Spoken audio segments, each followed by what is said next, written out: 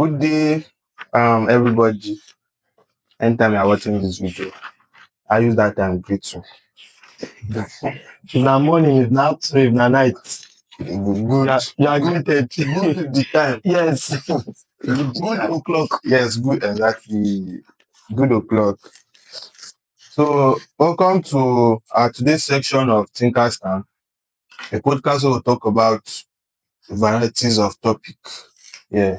So we'll give our opinion on things that's happening around us, opinion of what we think or feel is wrong or right. You get so stuff like that. So you're welcome once again. So last week we talked about religion and spirituality. And we discussed a lot about religion and spirituality, centering our discussion on African spirituality.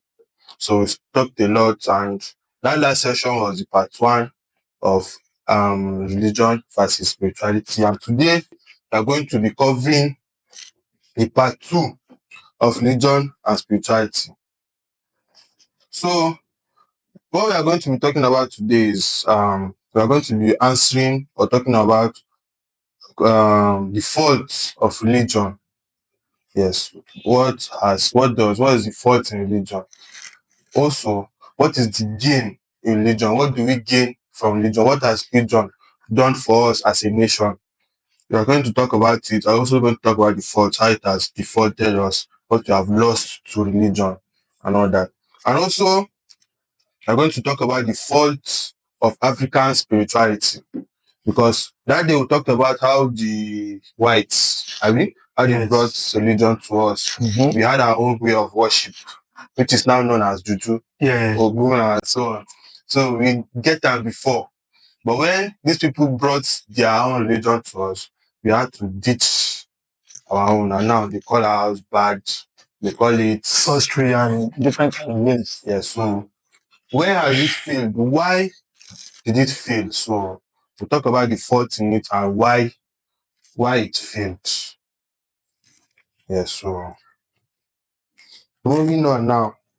He's the speaker. I'm the one that's asking the question. So if you say something that maybe I somehow don't agree with, so that's when we'll talk. So what do you think is the fault of religion now? Okay. Like looking at religion in our today's world, let's start with the fault first before we talk the benefits, so that the benefit will cover all the faults we don't talk. Okay. Thank you, viewers. As you said earlier, you're welcome to another wonderful session of this podcast. Yeah. Okay, moving forward, we want to talk about the fault of religion. And when we say fault, it's like merit, demerit, advantage, disadvantage. So that is why we chose the word fault. So it can also be called disadvantages. It can also be called demerit. It can also be called mistakes and different kind of even damages. Damages. So fault. Now, the fault of religion, what disadvantage did it bring to us as Africans? I want to quickly share a story. The story will talk about a lot of things. I want to share us the story of the Pyramid of Giza. Pyramid of Giza. Yeah, of the Pyramid of Giza. Huh? Giza, G-I-Z. Yeah, Z-A. Yeah. So this is good. So the Pyramid of Giza. So the pyramid, we all know that Giza is located in Egypt. So somewhat last week, I was having a discussion with some younger ones. Then we were talking about history, biblical history. Then they made mention of how the children of Israelites were taken into slavery by Africans, that we took them into slavery, this and that. Then Moses came to rescue them. They left for their town and everything. Then the talk led to the pyramid. So I started explaining what the pyramid was to those teenagers. I told them, majorly, we were made to understand that the pyramid was the king's chamber. Some narratives said it was a burial ground for pharaohs, but they were all lies. The pyramid was actually a power plant. It was power actually plant. Yes, it was actually a power plant. Okay. Yeah, like a power station, like a dam. So it's actually a power plant which has channels, water channels, and it also has batteries. It has batteries in it that helps it channel power and stuff. So when we were talking, we were making illustrations, and I was giving many explanations on it. We got to a point of we had to talk about the Ark of Covenant.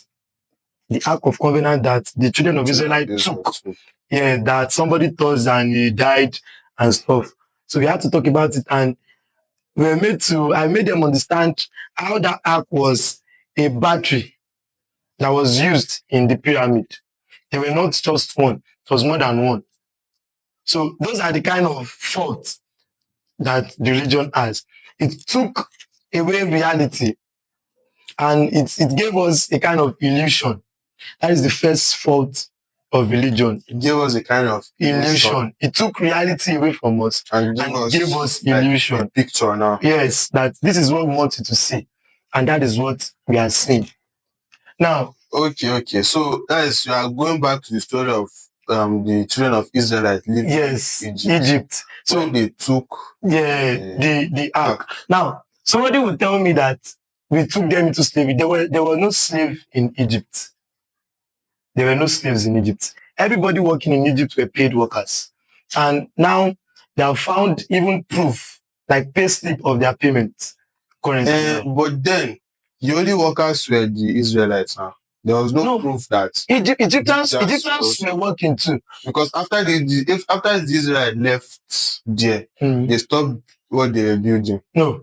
What happened was that, let me explain that part. Okay. As we're talking about the faults now. Because when you want to talk about something, you have to go back to your root. Yes. Now, talk about everything. Yes. Let me explain that part.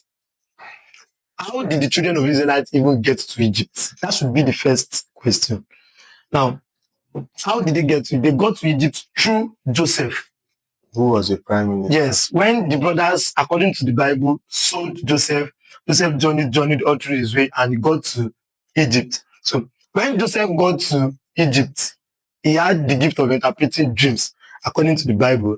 Then he interpreted dreams for the cupbearer of the king. Then later interpreted dream for Pharaoh that there will be 7 years of plenty, 7 years of famine. So because of that, he was made the head of storing of the food there. Yes. So he was like an economic head.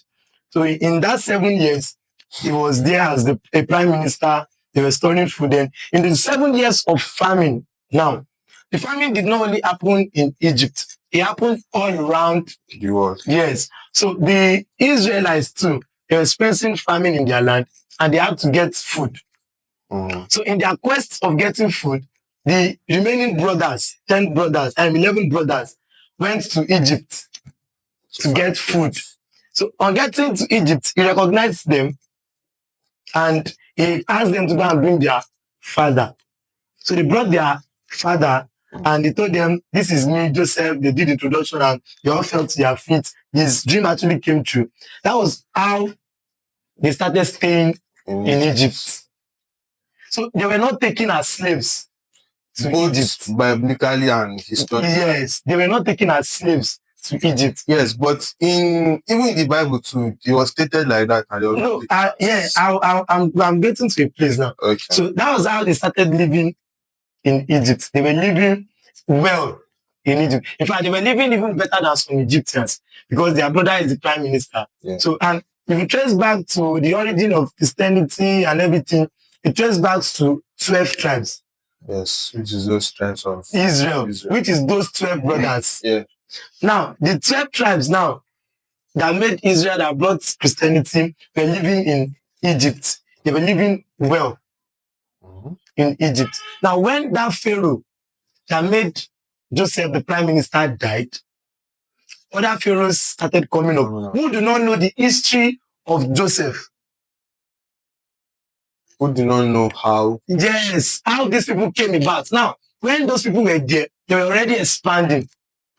That's the Israel. The 12 brothers. So they were already expanding, having children, having families. You know, they were growing in Egypt already. They were already forming a dynasty in Egypt. So with time, when those 12 are already dead, the Pharaoh that made Joseph prime minister dead. So other pharaohs and pharaohs and pharaohs, it's just like somebody doing agreeance, a favor then. And now the government no longer remember the person's family again. So when other pharaohs started coming and coming, so they were like, who is these people? That they are not our people, but they are occupying our land, living large, and you get me. So it was like this xenophobic attack that happened in South Africa. Like, these people are not our people now, but they don't collect everywhere. Now them they out of this, now them. So it was the one that now subdued them to be paid workers. So he made them the immigrants that they were instead of free men. So it was not as if they conquered Israel, they took them into slavery, they put chains in their neck. So it was the one that turned them to, under the colonial rule in Nigeria. There were some places that the highest point a black man can get to is to be a clerical staff. You can't go beyond, you can't go into the administrative class. Yes. You get, so that was what it did to them. It subdued them. They couldn't go beyond the, let's say, intermediate workers in the country. So that was what really happened. They were paid workers there. Now, but they were like forced to work and still pay them. No, when we say people were forced, if let me just say I want to talk using the story of the Bible. Mm-hmm. The Egyptians, according to the Bible, when the Israelites begin to expand, the Egyptians were scared. Yes, that they would take their land. So yes. instead of them to chase them out of they country, subdued them, yes, and put them under forceful labor, but they were paid. It was different from how those same Europeans did to us. We were not paid. When they took us, so that is what they did to us was slavery. What they did to them was not called slavery. But it's just a lower level of slavery. But it was not still slavery. Because it was not a willing something. The stuff is... It was part of their will, definitely. Because there will definitely be an Israelite that has a business. Mm-hmm. But you have to stop that business and come and start building because... Yes, but they were still paid. Yeah, they were paid. Definitely, because they have to eat, so they have to pay. So that is like modern slavery. Like what is still happening even in our country. Most of us, we are doing work we don't want to do, just because we want to survive. So they only made survival difficult for them. That was the only thing they did.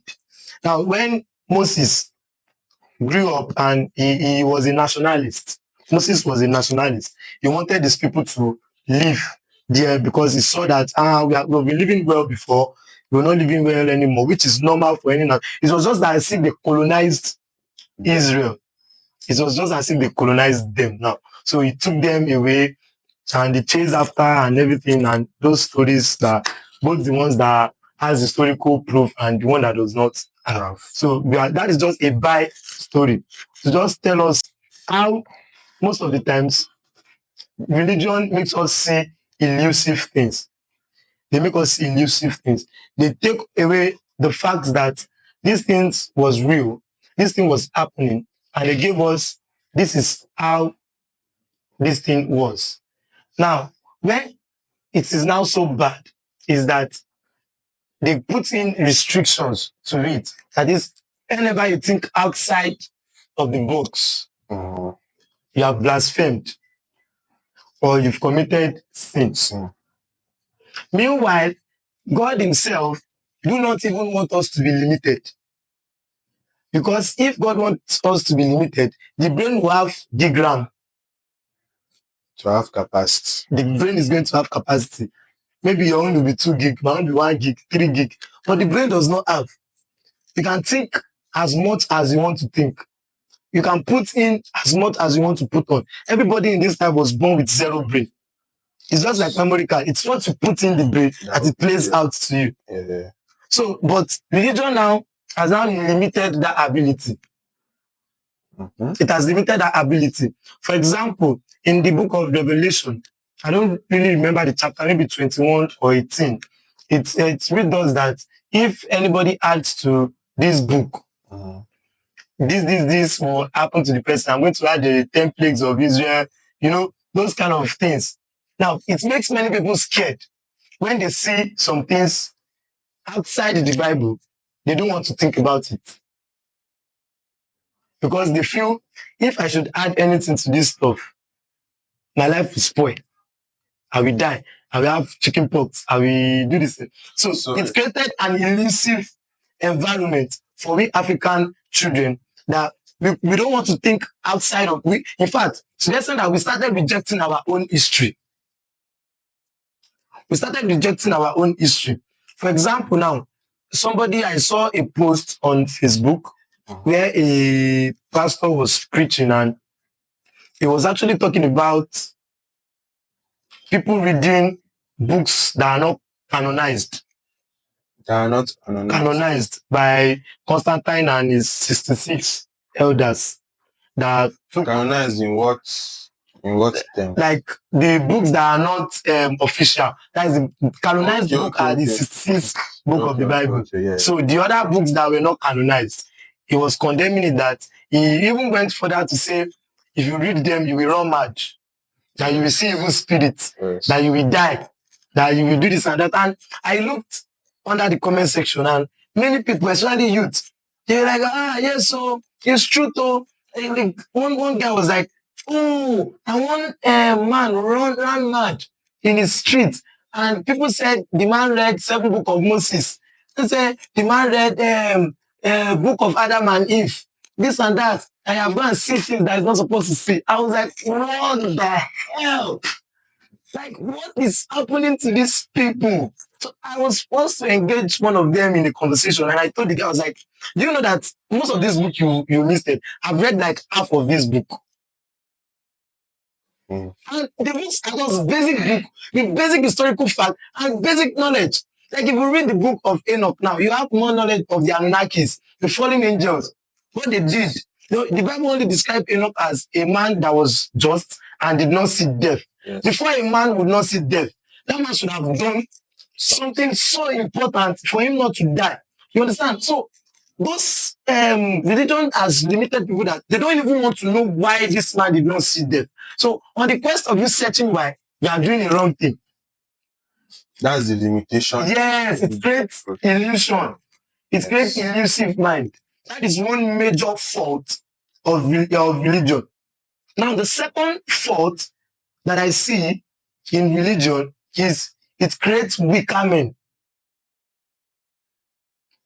Weaker men in what aspects? Okay. Now, it creates this sense of do not judge. Judge. One. Okay. It creates this sense of let's leave it to God. Yeah, that's weak. Weakness. I'll accept that. That's weakness. Okay. Because there are some instances. For example, we all know this. I'm sorry to use that as an example, but this Mesichinwo case that is going on, and this popular social media man, very dark man, he jumped on it and he had some views and he had some things to say about it. So at the end of the issue, Mesichinwo sued him for maybe defamation or alleging and stuff. So he sued him, and it's not 1 billion naira, 1.1 billion naira, crazy amount though. So it's funny, but he sued him that amount, and then when the guy posted it, I saw comments like, I think maybe the guy was a pastor under the comment section, or maybe is that a churchy person. So the guy was like, is the Christian body supposed to be suing people? I was like, this is a weak man. Yes, because something that is legal is not spiritual. It's different. This is a legal case. It has nothing to do with Christian body. It has nothing to do with God. You understand? So it has created weak people who accept weak things, who accept wrong things in the sake of let's leave it to God. So that guy's comments, what he was trying to say that Mercy Chinwo is just supposed to accept all the allegation because she's a Christian and she should not sue. So if somebody said, Mr. Biggs, you were the one who stole this money and you did not steal it, and the mob came and they beat you. Then after beating you, they now discover that that money, that person left the money at home. So as a Christian, you should just be going. You should not sue the person. So the man was like, yeah, the Bible said if somebody slap you on the right side, you should turn the other side. You go deaf. Because that is not what that passage means. The passage is just telling you meekness, be gentle. Because there's another portion that said you should be wise as serpent and be gentle as a dove. You know why it says you should be wise as serpent? Serpents quickly realize threat when the threat is around them. Yes, they quickly realize. Then some people handle snake without juju, without charms. Why? Because say they made those snakes have a kind of good territory and they don't feel threatened. I was watching one video of cavemen, how they took an antelope from the mouth of a cheetah without gun. They were only having stick and they were two cheetahs, two men, and they collected antelope from their mouths. It's just your ability not to make those animals feel threatened. Because once those animals feel threatened, they will act defense. And that is how the Bible describes us to be. You should be as smart as that. When you see threat, you act. But in people's interpretation, they've turned it that to be a Christian, you have to be a fool. So it's creating more weak people. People who could not challenge authorities. People who feel challenging authority is wrong. Now, I get where I want to give you one story that my father told me when we were very young. He said when they were little in the village, because in my place, it's Catholic. He said, so during this period, this Lenten period, they fast, they do Lent. Then on Good Friday night that Jesus died, they would do evangelism. No, on Monday, when did he resurrect? He resurrected on Sunday, Abi. So they would now do Galilee experience on Monday. So that Galilee experience, they all know Jesus Christ have resurrected. They want to go and greet him in Galilee and stuff. So they will now converge in the church. Everybody will share pamphlets, share this one, share that one. So they will now leave the church. They will lock the church. The priest will lock the church. Make sure everybody is out of the church. He will now lock the church. So everybody will now go for evangelism together. They will go around the village, evangelize. Jesus Christ has risen. He has risen. So when they are now coming back to the church, they will now get outside the church. Then the priest will stay in front of the door. He will now say prayers, the sacraments, do everything. Then the priest will then say, Jesus, we are back. Open the door for us. We want to enter. So he said immediately the priest says that the door will just open. Wow. By itself. Yes. By itself. Everybody will rush in. Say immediately the priest do that stuff. Everybody will say everybody should rush in and collect blessing first from Jesus. That Jesus Christ has opened the door. He has welcomed their evangelism. So he said that stuff has been going on for many years. Many years. And one day, one guy in the village is a drunkard and is always saying funny things and nasty things and stuff. So he said that day, the guy now came to their house. He said they were grown a little bit there. They were like 17, 18, so they were grown. They already knew right from here. So the guy came to their house and he was like, today, he wants to see Jesus. They're like, what's the meaning of that? He said, that Jesus that used to open gate. that today you want to see that Jesus, that his life has spoiled. You want to tell that Jesus, he wants to talk to the Jesus and stuff. So at first it was funny, but the guy really meant it.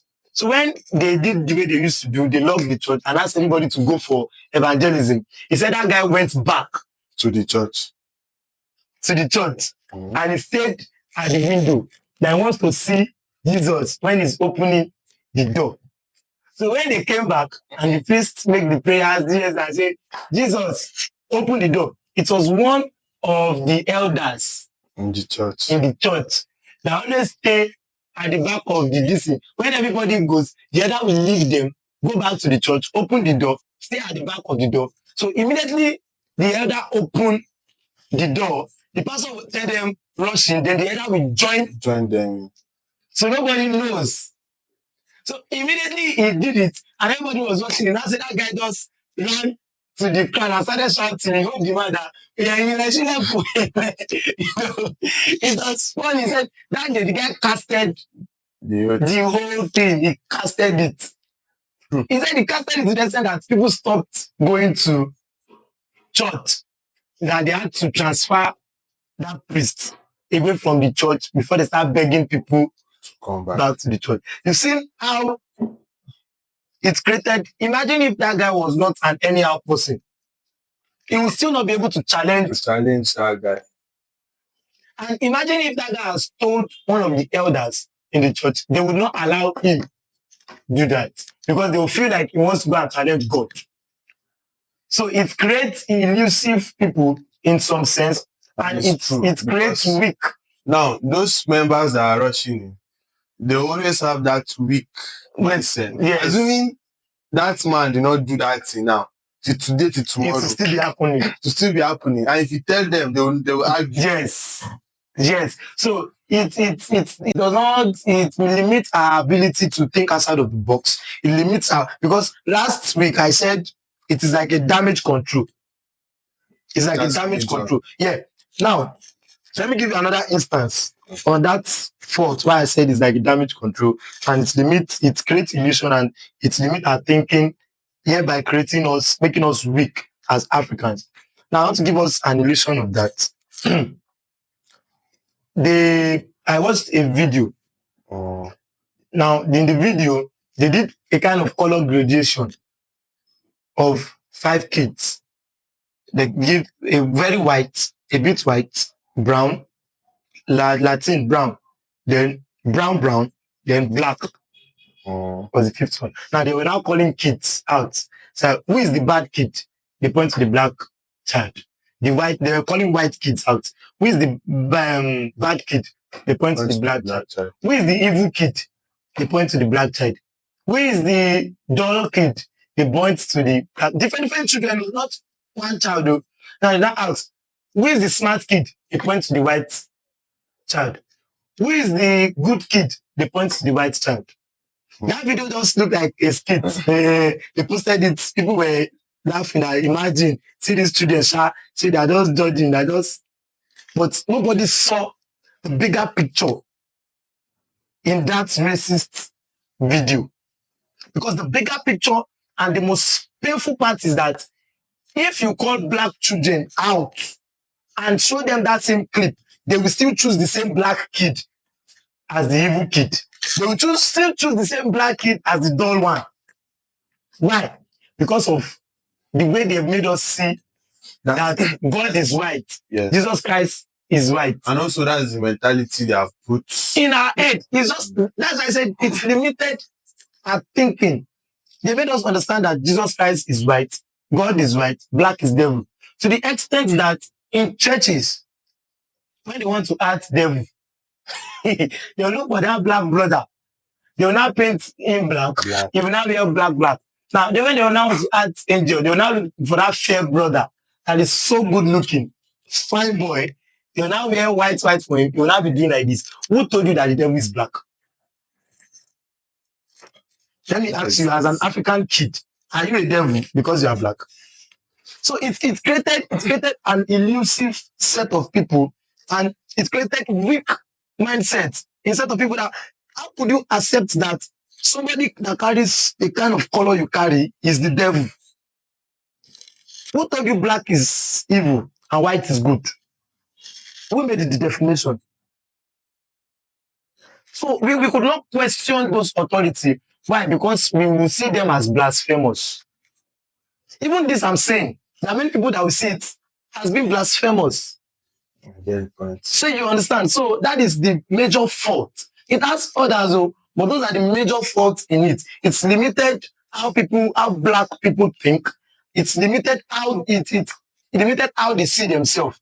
We don't carry ourselves with so much grace because most of the things that we know now is black is evil and white is good. And truly, all those things it's truly happening because if you see an average Christian, he's always thinking low of himself. Yes. You know? And this month now, God help me. You get when you can help yourself. Maybe they are hungry now. Instead of them to maybe go and find food, look for money, you get look for a problem to solve. They will sit down and be praying. God help me. That one video I was watching. I don't know if I see that video on my phone. The guy was drinking. You want to drink Gary?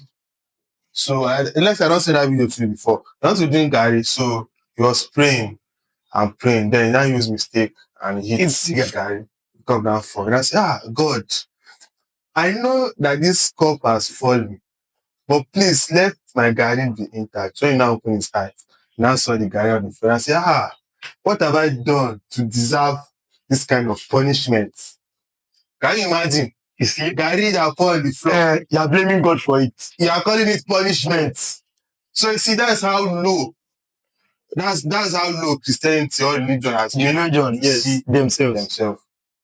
Because on a basic day, you can just sit down, take that Gary, eat it, accept the fact that you have Gary to do. Exactly. That's the Gary that are seen as punishment. Some people are looking for it, man. It's some people that went to farm. Yes, now. Farm meat, cassava, ferment it into a long process. Fry it. So Christians don't have that mind to think that, okay, this Gary that I'm eating, I can equally go to the farm it, process it. Most of them, they don't have it. Mm-hmm. So it as far as and sometimes you won't even blame them because all these religious leaders, pastors, you can hear somebody will tell you that I've heard one church one time that I went to. The pastor said something like, as far as you are giving your tithes to God, anything you are doing, even though you are sinning, you might still go to hell, but God will still bless you. Imagine that kind of illusion. Now, imagine somebody putting that kind of thing in his head. Maybe the month I did not pay tithes now, you'll be expecting punishment. So when this same thing you said, sorry to cut you, it happened to one of my friends. Mm-hmm. When we were back then, we were working our PZ cousin.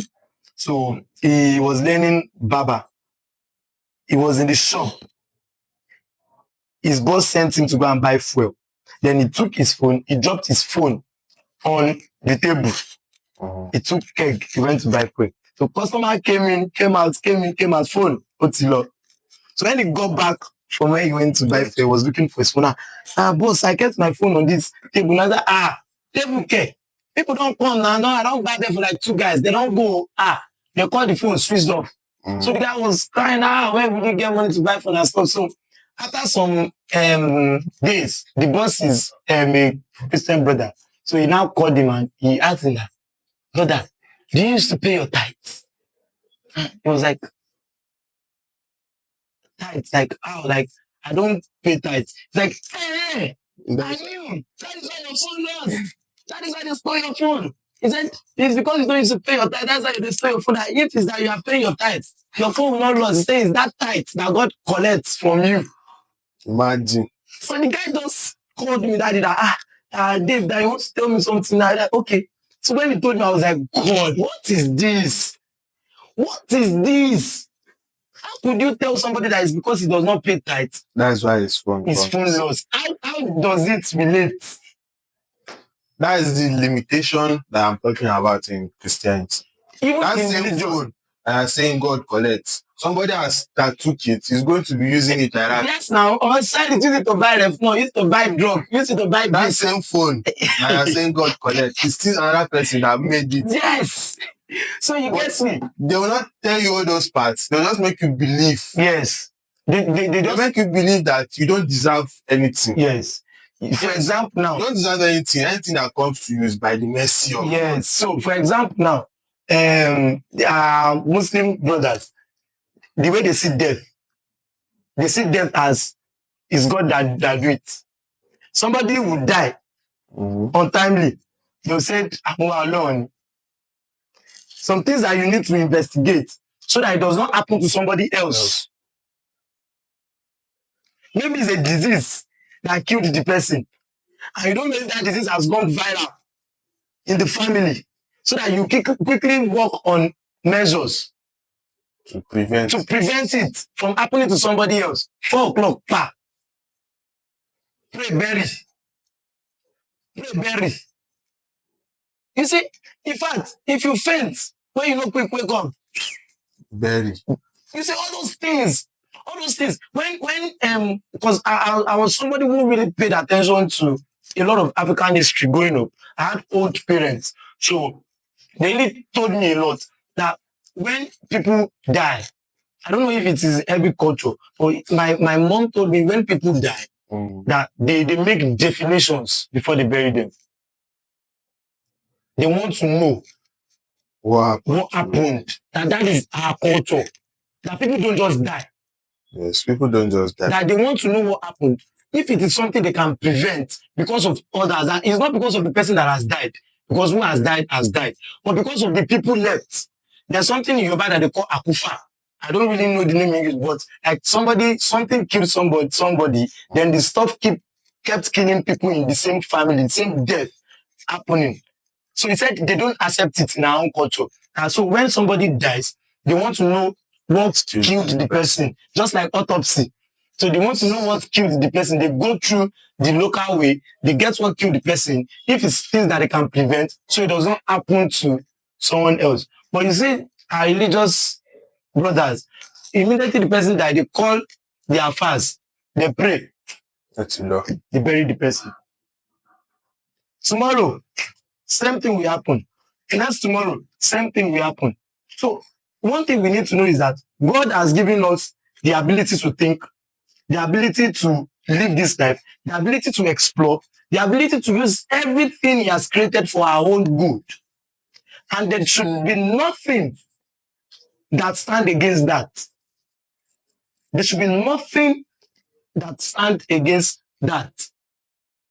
So you should be able to think when things are happening to you, instead of you blaming God, instead of you going and fast. Imagine somebody who finished university, served, does not get job. He now went to mountain top to go and pray. To go and be doing 30 days fasting and prayer. Where his mates are using that 30 days to learn trading, to learn jobs, like looking for alternatives. When work is not working again, look for alternatives. God is going to bless the work of your hands. One day, I was having a discussion. I was in a Bible study. We were having a discussion and we were talking about prayers, fasting and stuff. So they were like, as Christians, we need to, so the person asked, they were asking, when last did you fast? They were asking everybody. So they asked me, when last did I fast? I said, this has been a very long time. Like, why? As a Christian, you need to fast. You need to do this. You need to. I said, yes, it is good. You know, even health-wise, it is good to fast. No, you understand me? It is good to fast health-wise. So I said, it is good, I know. But if you don't have any reason to do it, why put your health in risk? So then, when we now went further in the discussion, and now I told the guy that when somebody steals or do something bad, who do people blame? The devil, right? They say there is the devil works. Yes, work of the work of the devil. I said, if the devil can be so close to us that without us seeking his attention, without us praying to him, he can make us do something. Or he can make something befall us. How much more God can we pray to? Now, do you now tell me that before God that created me will see me and know that this boy is suffering and help me, I have to go to the mountain top, I have to rub myself on the floor, I have to go hungry for 30 days. 30 days. But the devil can just speak to me in seconds, can change my mind in seconds. Are you not telling me that the devil is more powerful than God? Or the devil is more interested in my life than God. Because that's the narrative that religion push. Yes. Just push out there to people. That the devil is more interested. Yes. Meanwhile, it's not like that. See, even the Bible itself, it said, I am the God who have mercy on whom I would have mercy on. Yeah. So it's not even by your efforts now. It's not by your efforts. If you like, go to church every day. If you don't do what is right, you go poor. That is it. You go suffer. Then you start blaming God. So it has created illusion, a lot of illusion. A lot of illusion. You look at today now. The Christian community are complaining of Muslim to Muslim ticket.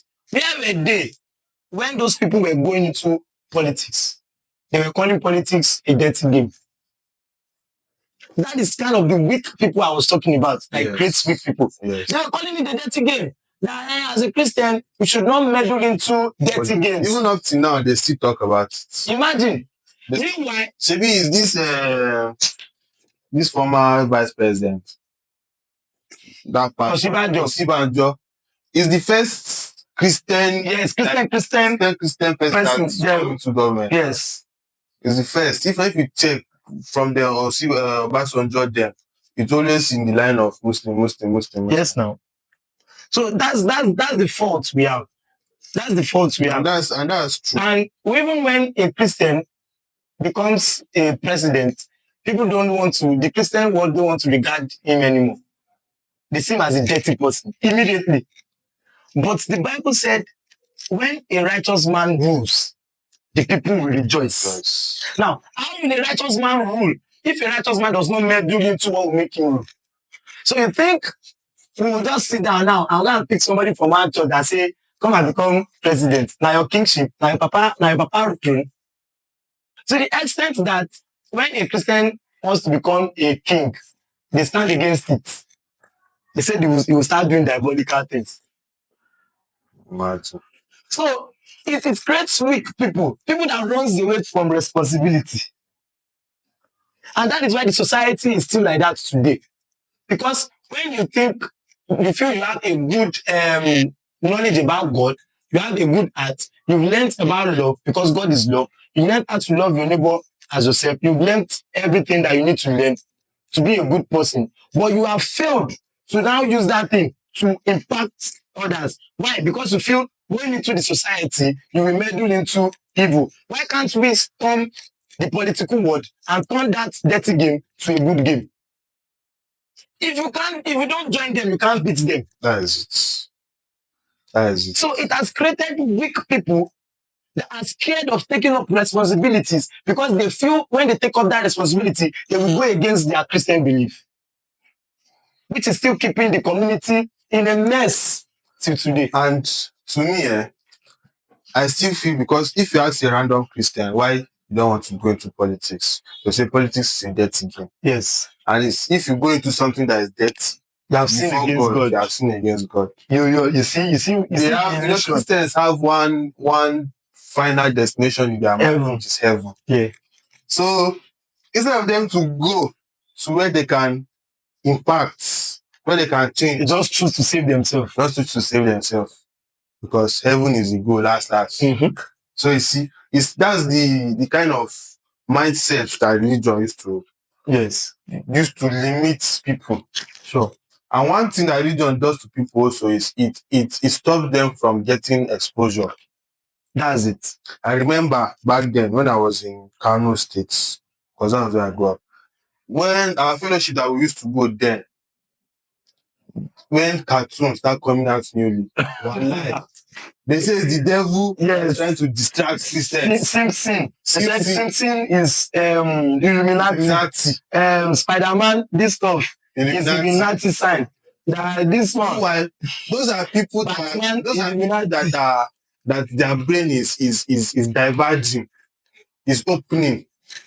But those ones will not allow you because they will even literally tell you, don't watch this thing. Yes, now. Cartoon, don't watch it. We stopped watching cartoon at some point. Yes. Even at some point, they said TV. TV. So we had to turn our TV back to face the wall. So people don't watch. When you watch TV at home, you have committed the. That's the exposure that religion will stop you from seeing. Yeah. Because to some extent, that's why sometimes, like this Mercy Chinwo and Very Dark Man case, I cannot know who to support At all. I don't choose to be neutral.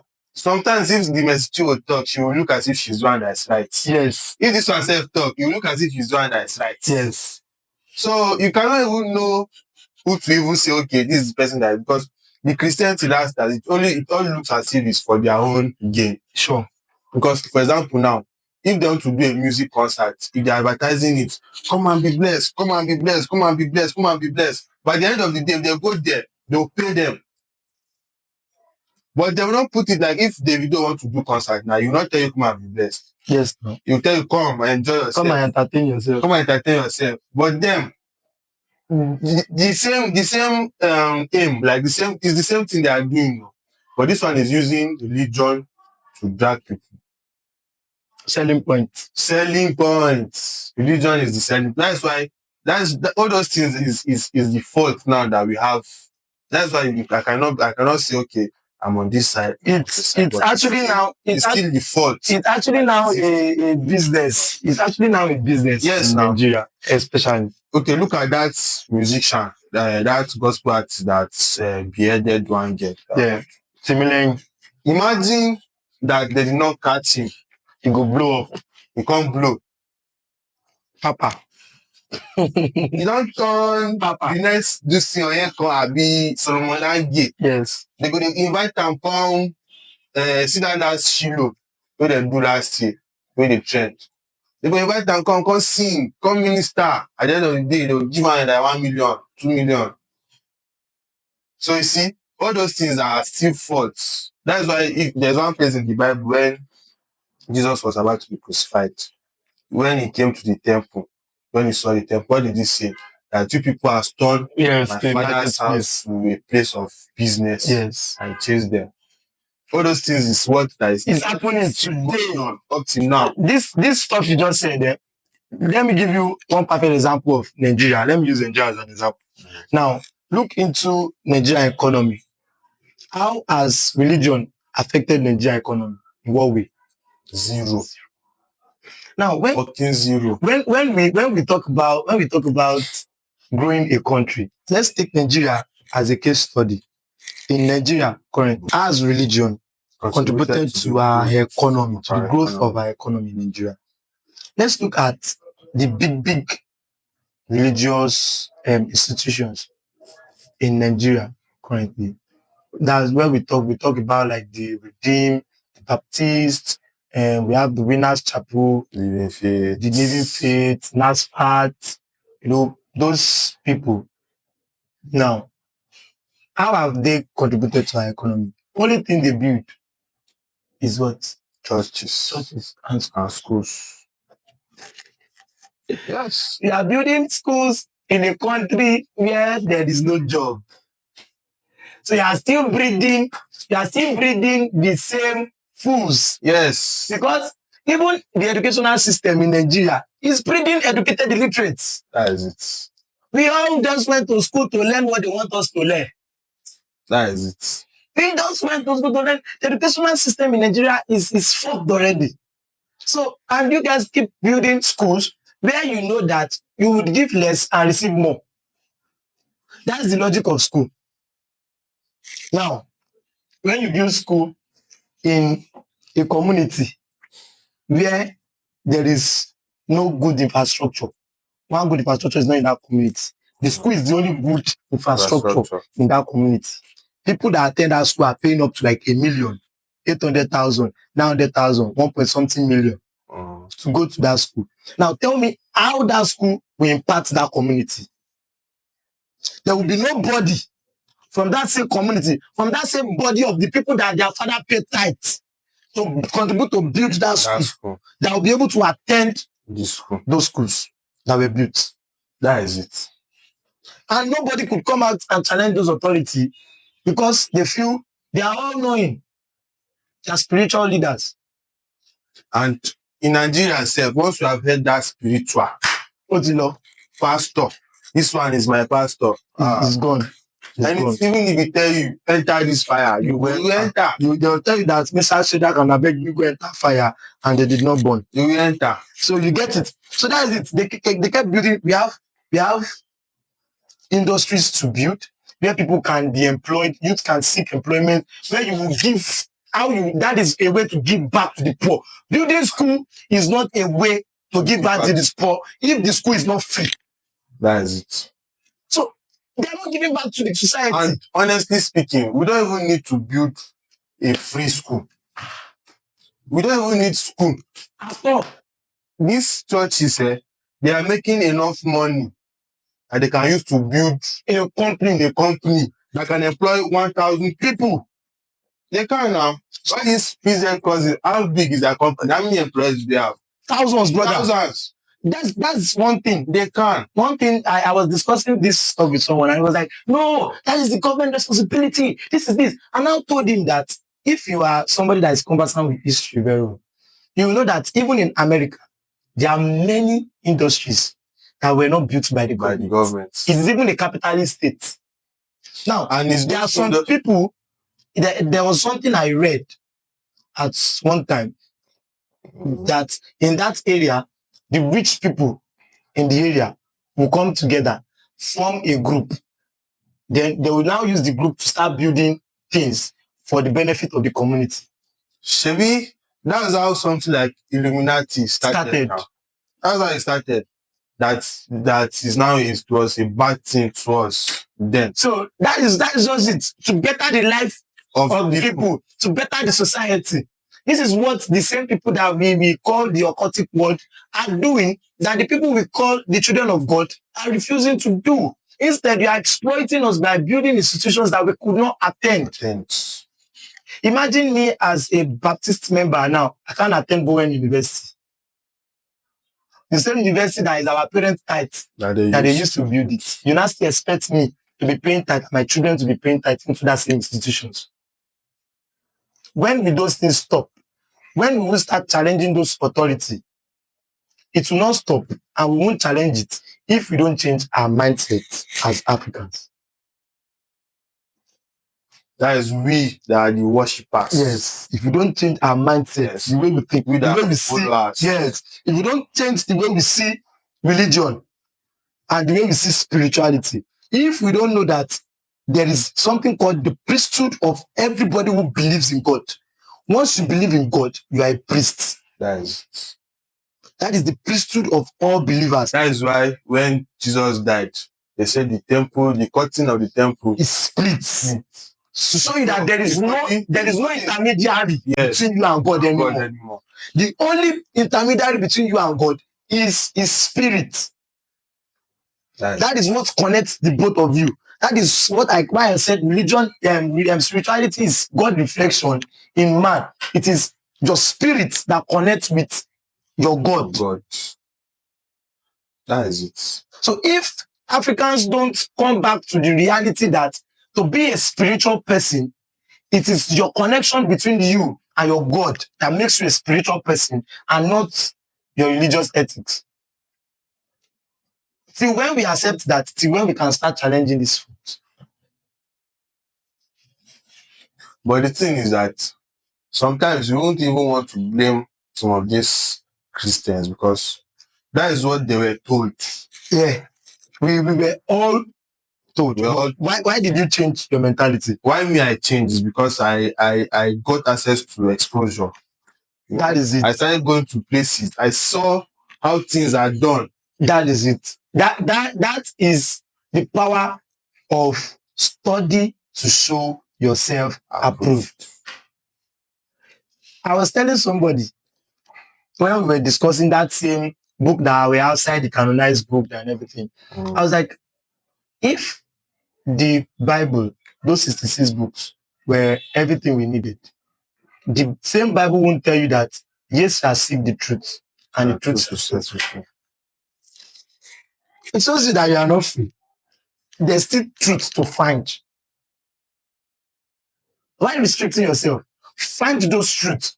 Ask those questions. That is it. African history is not bad. It's not juju. It's not sorcery.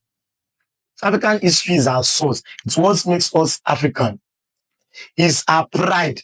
It's what can make a black man come outside and tell you that I was the first man. I was given a simple illustration to my nephews and nieces about, they asked me, were Adam and Eve black men or they were white men? Because according to what they taught them in the church and in schools, that they were white men. And I told them, because one was in, two are in secondary schools already. And I told them, have you heard of the word aboriginals before? The first one said yes. I said, you've heard of aboriginals? One said no. I said, okay. Browse who are aboriginals. I said, okay, they brought it out. The aboriginals are first people who started something, who things originated from, this and that, this. It just showed aboriginals are like creators, yes, like the starting point. Pioneers. Now, the pioneers, thank you. And I said, if you search can you help us put it out? Human aboriginals. Don't know, yeah. You search. See. Refers to the indigenous people of Australia, refers to indigenous people of Australia who have lived on the continent for at least 65,000 years, predating the modern human settlement of Europe and America. See. So, refers to indigenous people of the Torres Strait Island, a group of islands located in the strait between Australia and Paraguay. That's it. First Nation people, it's another term used to refer to indigenous people of Australia. Now, they are saying that there were indigenous people that live in the continent at least 65,000 years, predating the modern human settlement. That is, people that early people. Now, if you now study back to history, now, history will now take you back to the early occupants of Egypt. You know, Egypt was not Egypt before. It was the Kemites, yes, that were living in Egypt. These people were black people. Somebody will ask me now that how did Egyptians turn white? Is another history, another day. Maybe you will bring that topic to us another day where we can discuss how the black people became white. Is another history. So, but the original people, they're black people there. Now, the oldest fossil of man that was seen of an aboriginal was the fossil of a black man. So all those things, when taught, would give a black child this sense of how I was there. So one of them was asking me that, say, Africa exists when Jesus Christ was alive. I was like, Jesus. And I told the boy is around 13. I told the boy, when Jesus Christ was giving birth to, he was taken to Egypt. I said, eh? I said, yes. He came to learn in Africa. He came to learn history in Africa. Because Africa is the home of history. It's the home of culture. It's the home of traditions. Those are the things we need to keep religion one side and teach our children. That is it. So we need to teach them identity. Because that is one of the faults of religion. It does not make an African man knows his identity. We need to know our identity. We need to know that we've been as early as man. We need to know that the first technology started here in Africa. We need to know that almost all the first things predating modern history link back to Africa. The Papua New Guinea here is Africa, called Guinea-Bissaus and the rest of them. So every history, every pre-modern history leads back to where? Africa. And it is easy to get white from black than to get black from white. You cannot get black from white. So that is it. So it is another evidence. It is another evidence. Even the people who told us that we came from ape, are apes not black? So if ape is going to turn, the first person is going to turn to be a black man. And the early cavemen, they were black men. But we now in Nigeria, that is we now as Africans, we fail to see that we are the only inferiority complex. That is what religion gave us. Inferiority complex. It made us feel inferior. Because one, we are subdued to their authority through a spiritual pattern, which is called religion. You know, we are first subdued through the government, which is colonization, which was easy to fight. Now, but because this one now has God clause in it, you can't fight it. And that's true. They used it to capture the mind. Just like she will do that thing. Is it Adolf Hitler? Capture the mind of the Germans. He made them understand that they can conquer the world. So it's easy. Because of the God clause in it. So we need to make those changes to correct this fault. We need to make those changes. We need to start teaching our children the African history. We need to start teaching them, we need to start making them understand that their forefathers were not evil men. We need to start making them understand that their forefathers did not start slavery. You understand? We need to start making African children understand that we were not in darkness. Nobody brought light to us. They just brought another way. So we just need to make them understand all these things so that it can help their morale growing up. So they won't go outside the world and start crying of racism. You will see something now, just little discussion between a white man and a black man. The next thing is racist card. The black man has started playing racism. He said this, he said that. More especially in football. When people watch football and somebody say, "Oh, fuck you do this, get lost, go die." Maybe when you play rubbish, people start saying racism. But we back home, we say even worse to these people. Nice. How many times have we ourselves abused somebody like Vinicius? That this guy will come and play rubbish on the field. You couldn't do like saying, "I only get fit." This guy don't get that big mouth like basket. Is that not body shaming? But when a white man does it, we start crying. Weak mentality. We can't see it as if it is human being that is abusing you and I will abuse you back. We see it as if it's an higher power that is abusing me. So I must cry, I must whine and cry. So that people will come and help me. Yes. You see it as if you are being oppressed. Immediately. And that's true.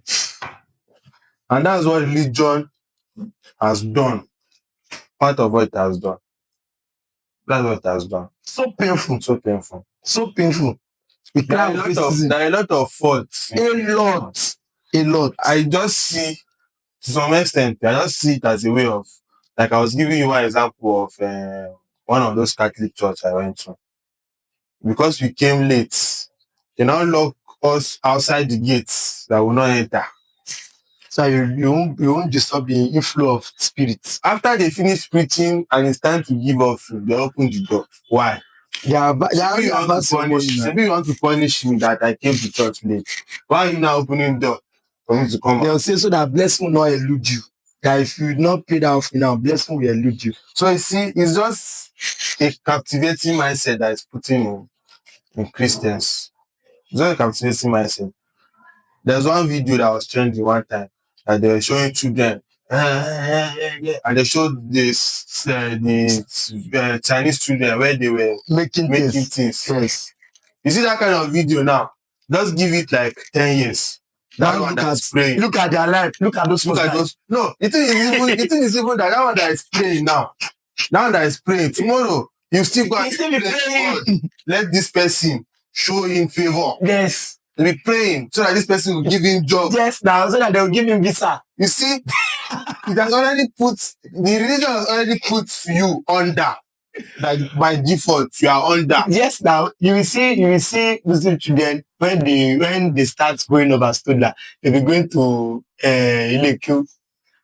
When their mates are learning trade, their mates are learning this thing, they'll be flogging them because they are learning another man's language. Because I'm learning another man's language, you are beating me. That is when even some of them can't even express themselves in their own mother's tongue. When are we going to stop this slavery? When? Beating children because they are learning another man's language. Victimizing children. Making children go through pains. I saw one day, they poured water on that boy's back. I was flogging him like thief.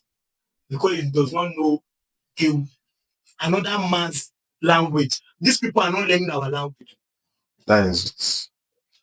But we are killing our children. That is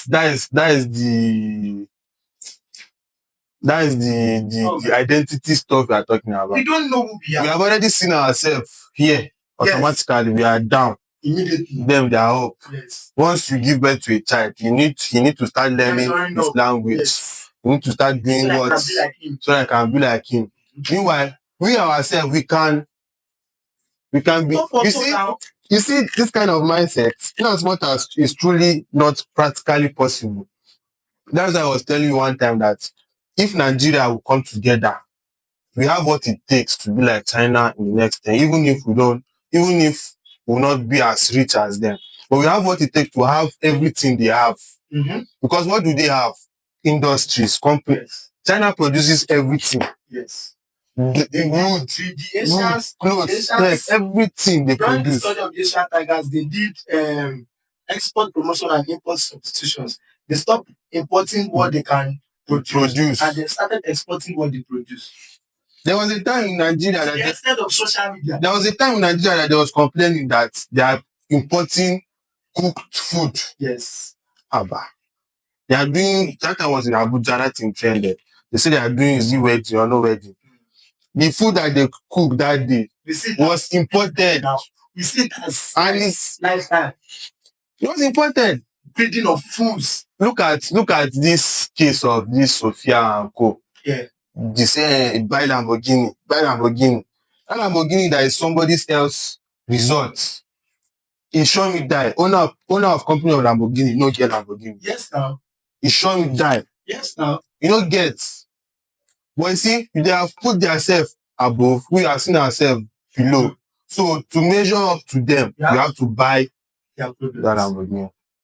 So that's something. That's the kind of mindset that religion has put almost everybody or everybody. Because every African now grows in one religion or the other. It's crazy. As far as you are in this Nigeria, you grow up under one religion. That is it. So those are the faults. There are a lot of faults, though. A lot of faults that I can't even say it's God that will help. Because the religion is supposed to be a way to worship God. Yeah. Look at this Shina Living people that they say they are building the biggest church in Africa. For what, bro? For what? You still an avenue to make money. No. Yes. Because when they build that church finish now, in church now, once they build that church finish now, you will see the first service they'll say, either come and tap blessings, you pay money, or come and launch, you pay money, come and sow seed, you pay. At the end of the day, all the money they use to build that church, they go make them back. Then they have a bigger church that can contain bigger audience. Now they'll be paying tithes. There's one before we move to the game. There's one Bible passage that is so funny. I remember now that somebody used to say one sermon that was I think the man said, and Isaac planted crops in that land. No. I don't want to use this version. That was my own version. Let me use the version the person said. And Isaac sowed in that land, and the same year he reaped 100-fold because the Lord blessed him. Now, after quoting that scripture, he started saying everybody should come and sow a seed so that we can reap 100-fold, so that God can bless us. So after the whole thing, we were discussing outside. I was like, that Bible passage that we just said, that was not what it meant. Like, you don't start. Like, no, that's not what it meant. I said, okay, let me quote it in another version. Let me tell you this. And Isaac planted crops in that land.